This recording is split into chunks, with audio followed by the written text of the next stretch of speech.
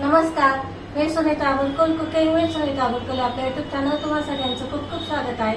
आज आपण लिंबूची चटणी कशी बनवायची ते बघणार आहोत। खूप साधी सोपी आणि अगदी 5 मिनिटात बनवून तयार होते।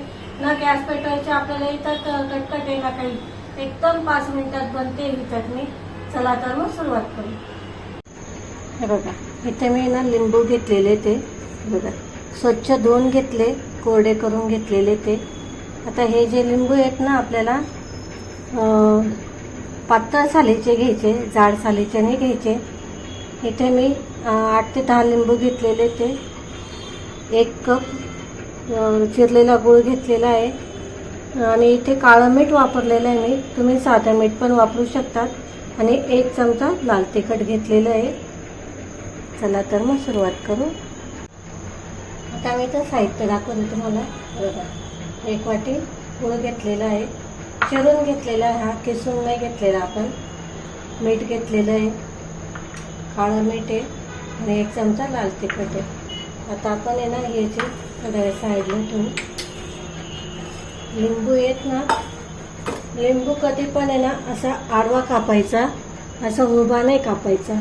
त्याचं कारण असं असतं की उभा जर कापला ना आपण लिंबू तर मग त्याच्या बिया आहेत ना त्या पण कापल्या जातात, मग ते कडवट लागतं। म्हणून मग कधी पण असा आडवा कापून घ्यायचा। बघा,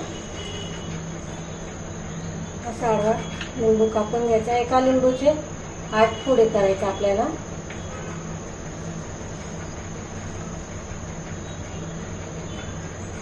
आणि हे जे बिया आहेत ना काढून घ्यायचे आहे। बी अजिबात ठेवायचे नाही, पूर्ण जेवढे दिसतील ना सगळ्या काढून घ्यायच्या बिया।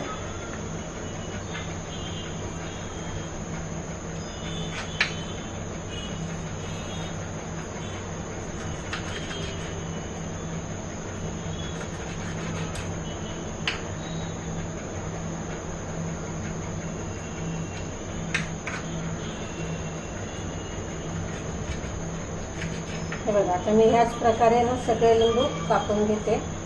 बिया साईडला करून घ्यायचे। हे बघा, इथे ना सगळे लिंबू कापून झालेले ते इथे मी मिक्सरचं भांडं घेतलेलं आहे, त्यामध्ये या सगळ्या फोडी टाकून घ्यायच्या आपल्याला।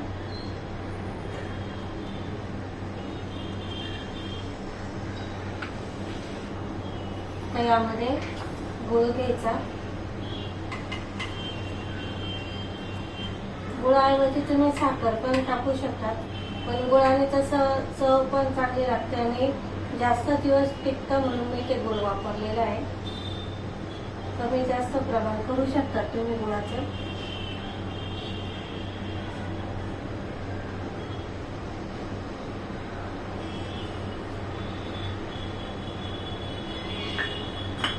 त्याचबरोबर लाल तिखट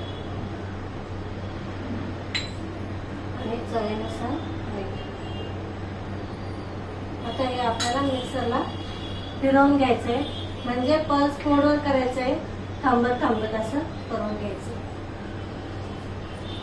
चला, आता हे मी मिक्सरला करून घेते। मस्त असं आपल्या इथे चटणी बनवून तयार झालेली आहे।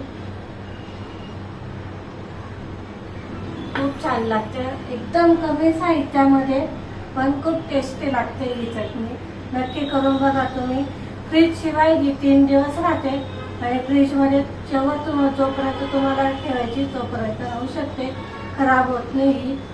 खूप छान टेस्टी लागते आणि मी तर म्हणेल ही राहतच नाही, लगेच संपून जाते। खूप छान आणि मस्त लागते, कमी साहित्यामध्ये आणि चटपटीत तिखट अशी मस्त चटणी बनवून तयार आहे आपली इथे। बघू शकता, एकदम 5 मिनिटात आपण ही चटणी बनवलेली आहे। बघा, इथे आपली चटणी बनवून तयार झालेली आहे। खूप छान टेस्टी लागते आणि मेन म्हणजे अगदी 5 मिनिटांमध्ये बनवून तयार होते, घरातल्या साहित्यातच बनवून तयार होते। याच्यामध्ये आपण बाकीचं काही वापरलेलं नाहीये, त्यामुळे तुम्ही ही उपासाला पण खाऊ शकतात। याच्यामध्ये आपण काळं मीठ वापरलेलं आहे, काळं मीठ हे उपासाला चालतं। तर तुम्हाला जर इथे रेसिपी जर आवडली असेल तर लाईक, शेअर आणि सबस्क्राईब नक्की करा। माझ्या मोटिवेशनसाठी 1 लाईक नक्की करा। तोपर्यंत नमस्कार।